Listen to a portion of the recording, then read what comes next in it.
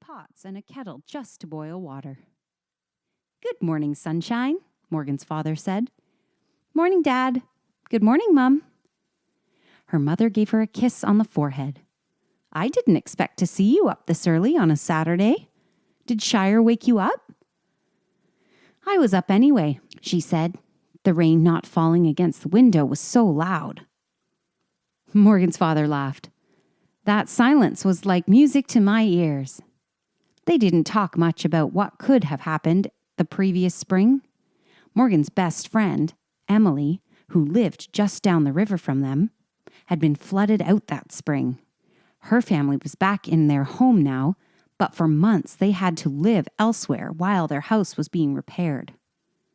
Most of the year, Morgan loved having her window open at night and listening to the sound of the river meandering by so close.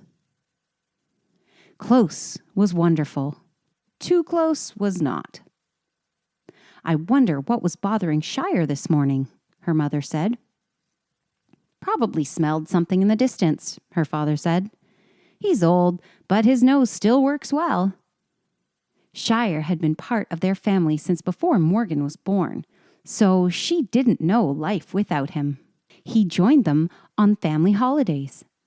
At mealtimes, he sat politely off to the side, hoping somebody tossed him a scrap. On Christmas mornings, he poked his nose into the wrappings that littered the floor.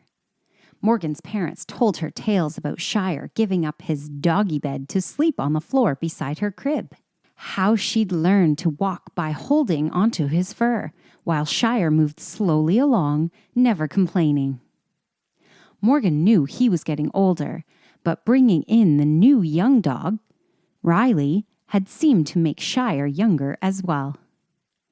"Morgan, can you call the dogs in for their breakfast before we have ours?" her mother asked. The two bowls sat on the counter already filled with food. Morgan put them on the floor and opened the door. "Shire and Riley, come on. Breakfast is served," she called out. Riley didn't need a second invitation. He leaped up onto the porch and through the door, practically bowling Morgan over in his rush to get to the food. But Shire wasn't coming. He was getting a little hard of hearing. She called again. This time he turned to look at her. But he still didn't come. Instead, he sat on the ground, staring off into the distance. "Shire isn't coming," Morgan said. "It's not like him to turn down a meal," her father said. "It's not like any of the males in this family to turn down a meal," her mother teased. "Not that either of you couldn't afford to skip a meal every now and again." Hey, you can poke fun at me if you want, but not at Shire," her father said. Shire had added some weight over the years, and he certainly wasn't as quick or energetic as he once had been. Still, he was a healthy dog who loved going for walks and chasing a ball. With Riley around, he could never quite get to the ball first, so they tossed a second one just for him. Morgan scooped up Shire's bowl and placed it on the counter before Riley could get at it.